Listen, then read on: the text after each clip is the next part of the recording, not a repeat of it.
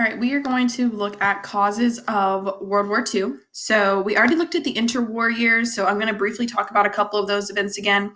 But again, we're going to be looking at the causes leading up to World War II. Because remember, when they signed the Treaty of Versailles, the whole goal was to prevent this world war from happening a second time, right? We're supposed to create lasting peace, not peace that was built on quicksand. And so we're kind of looking at the different elements that contribute to the leading up to World War II and why the Treaty of Versailles is not going to be able to hold up during that time. So when we looked at the interwar year activity, we talked about the rise of fascist totalitarian governments. So fascism is a form of a totalitarian government.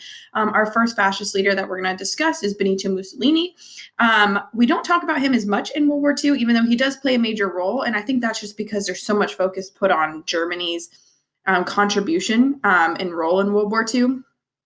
Having to do with, the Holocaust, and Adolf Hitler is such a charismatic leader. I think people tend to be kind of drawn to their role because they are the kind of like the strongest part of the Axis powers there. But Benito Mussolini was actually a fascist leader before Adolf Hitler. Adolf Hitler actually kind of idolized Benito Mussolini. A lot of his inspiration came from him. And so, like I said a few days ago, the fascist parties and these totalitarian governments are so popular because they're promising to solve the economic issues that are caused by the global depression that Europe and the United States is experiencing during that time after World War I. Remember, they spent so much money on World War I, and after the devastation that World War I caused, rebuilding is expensive, right? And Germany's forced to pay those reparations payments. A lot of other countries are poor from the war efforts as well.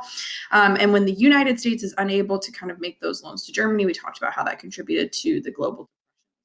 So we have the continued rise of fascism with Adolf Hitler. He was a war veteran. He is actually from Austria. He's not from Germany, but in Austria they do speak German. So he becomes involved in the Nazi Party, and actually it's the National Socialist Party. Nazi Party is just the shortened version of that.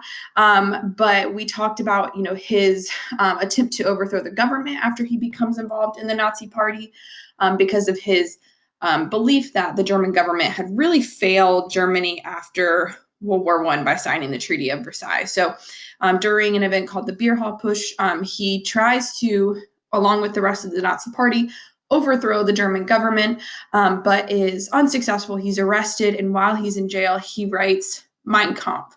So a couple of ideas that we talked about the other day that we'll kind of go back over really quick was that he called for, an Aryan race. He describes the German-speaking people as this master race. He also points out that they're supposed to rule over quote unquote subhumans or people who he sees as inferior. He also places a majority of the blame of the economic crises in Germany on the Jewish population. And then he also talks about Lebensraum. So I would highlight this on your notes. Lebensraum means living space. And so this is going to be Hitler's justification for expanding Germany's territory after World War I. One of the things that Germany had to do after World War I was give up some of their territory that they had gained. So it greatly restricted, the territory and the unification of German-speaking people. And so we're going to see leading up to World War II that Germany is going to continue to, again, start to expand its territory. And a lot of his reasoning for that is Lebensraum. We need living space for this Aryan master race. So in 1933, finally, the Nazi Party gains some momentum. He becomes chancellor, and he starts to, again, contribute to trying to make those economic reforms. One of the ways that Hitler does that is starting to rebuild Germany. He starts to build weapons, which in order to do that, right, he has to build factories. People have to fulfill these jobs. And so it really starts to cut unemployment. And this is one of the reasons why Hitler is really popular, because he's creating solutions for the economic crisis that Germany was experiencing at the time. Remember, they were experiencing hyperinflation.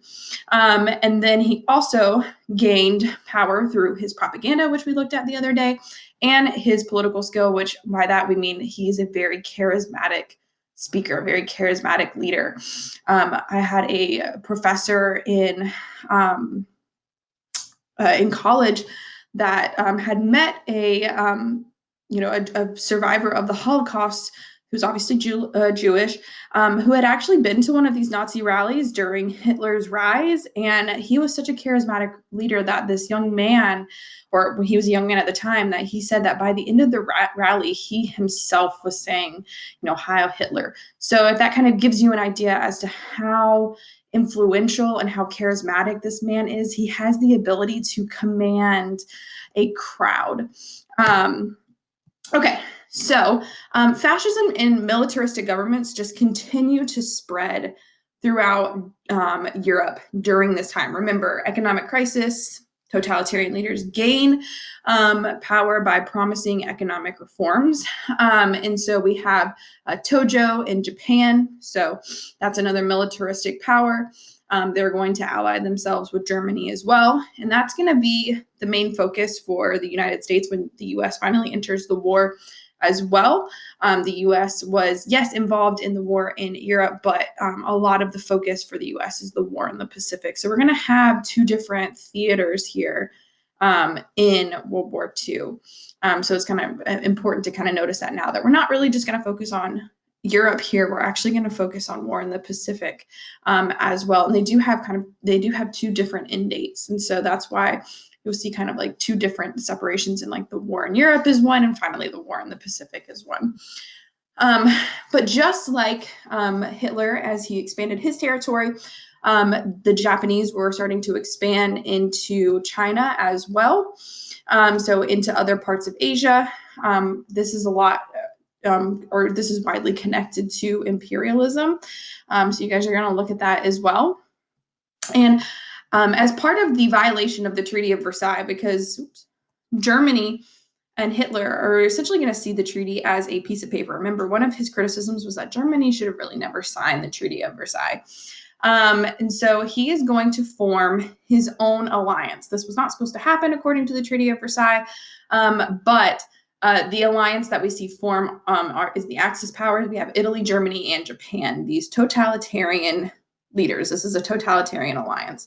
Russia, or not Russia, but the Soviet Union is going to join in temporarily on this side. So we're going to talk about that later on as well.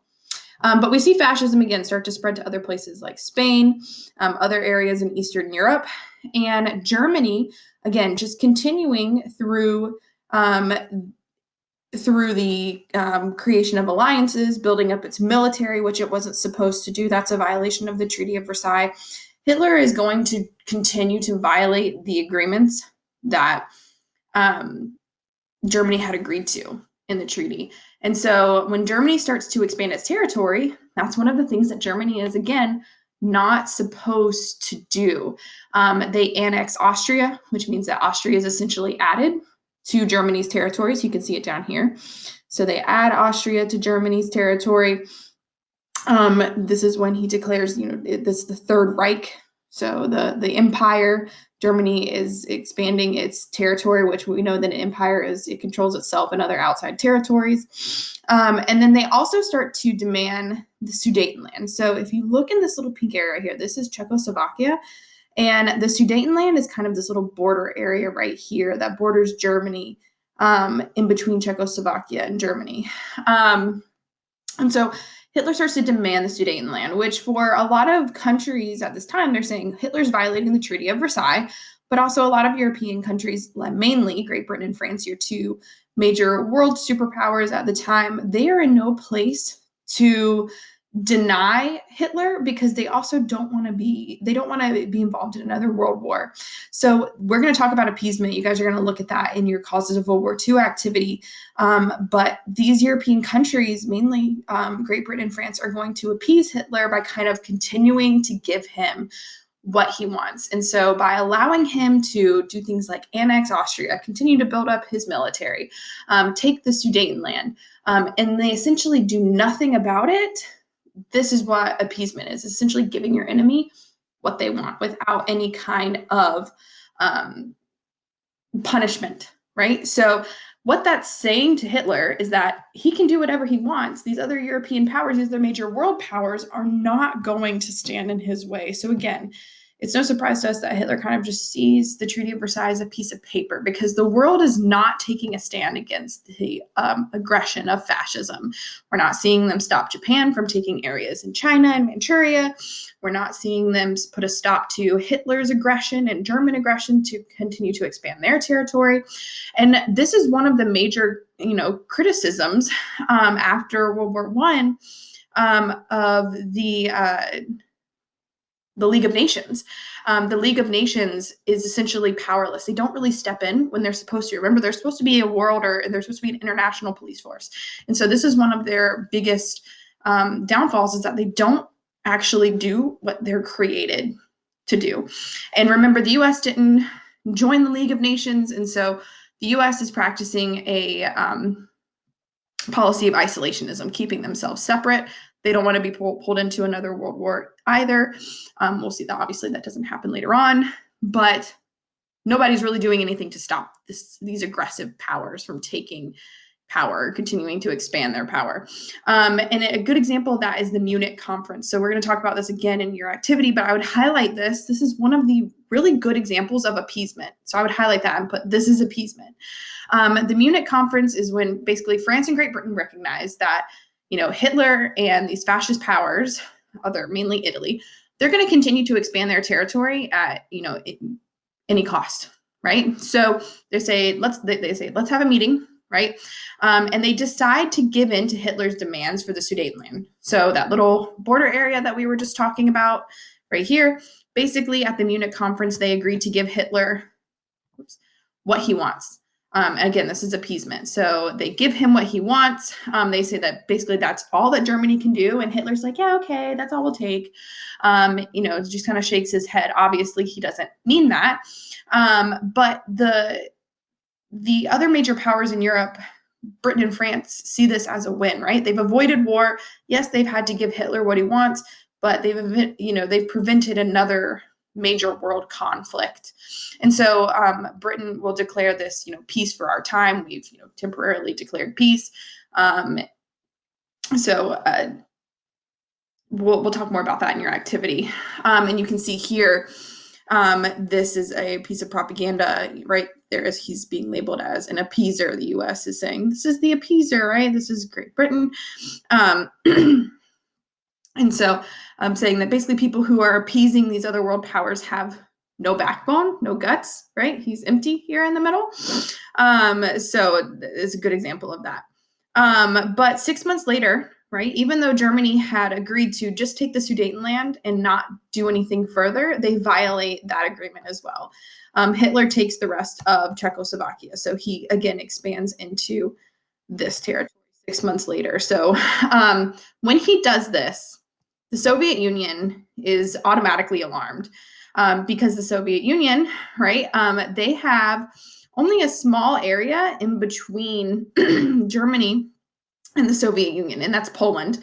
And so now that Germany is expanding its territory, the Soviet Union sees this as a red flag, and so they agree to sign this non-aggression pact with Germany.